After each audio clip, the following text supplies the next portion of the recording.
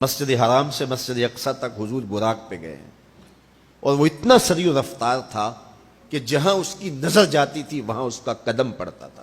تو اس نے تو پہلا قدم اٹھایا ہوگا تو مسجد اقصی میں جا پڑا ہوگا، اور اتنی سرعت کے ساتھ وہ رفتار کے ساتھ چلتا ہے، پھر حضور اس کی پشت پہ جلوہ فراز۔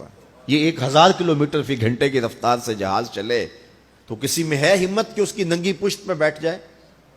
ہوا کی مزاحمت ہی گوارا نہ ہو، پڑخ چڑھ جائیں، آگ لگ جائے، اور جو کروڑوں میل فی سیکنڈ کی رفتار سے جا رہا ہے اس کی ننگی پشت پہ بیٹھنے والے شاہ سوار کی عظمت کو سلام کرنے کو جی نہیں چاہ رہا۔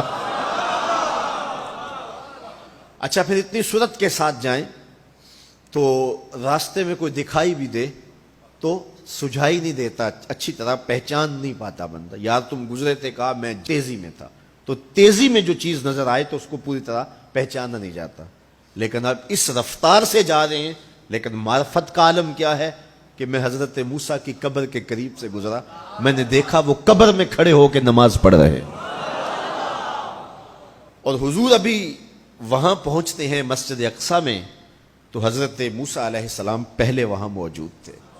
یا تو یہ ماننا پڑے گا کہ یہاں بھی موجود تھے وہاں بھی موجود تھے، اور یا پھر یہ ماننا پڑے گا کہ وہ پہلے چلے گئے، اور اگر پہلے چلے گئے تو پھر کیا وہ میرے حضور سے پہلے چلے گئے؟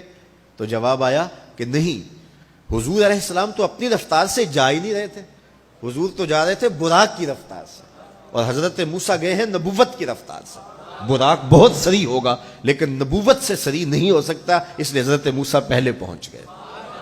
یہ ایک مرحلہ مکمل ہوا۔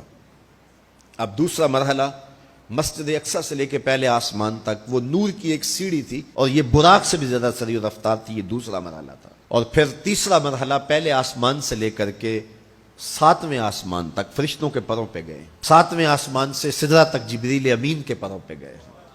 یہ چوتھا مرحلہ تھا، اور ہر مرحلہ پہلے مرحلے سے سری تھا۔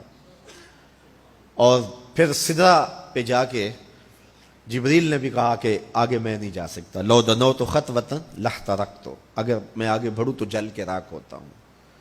تو حضور علیہ السلام کے لیے ایک سبز نوری تخت لایا گیا جسے رف رف کہتے تھے، اس پہ حضور تشریف فرما ہوئے۔ پھر وہ کس صورت سے گیا، ان 4 مراحل سے زیادہ سریع رفتار تھا۔ رف رف کی منتہائی پرواز جب ہوئی تو میں اعلیٰ حضرت کی روح سے فیض لے کے کہتا ہوں کہ رف رف کے بھی بس بس ہو گئے۔ اب یہ 5 مراحل اپنی انتہا کو پہنچے۔ اب یہ حضور کی ذاتی رفتار نہیں تھی، ذاتی رفتار اب شروع ہونے لگی ہے۔ اللہ اکبر۔ پھر آواز آئی، ادنو منی یا احمد، پیارے رک کیوں گئے ہو، آگے آؤ۔ اللہ اکبر۔ اور حضور پھر اعلیٰ حضرت فرماتے ہیں کہ ڈرتے جھجکتے آگے بڑھے، کیوں؟ جلال و ہیبت کا سامنا تھا، جمال و رحمت ابھارتے تھے، عبد تھے نا، معبود کے حضور حاضر ہو رہے تھے، تو جلال و ہیبت کا سامنا تھا، جمال و رحمت ابھارتے تھے۔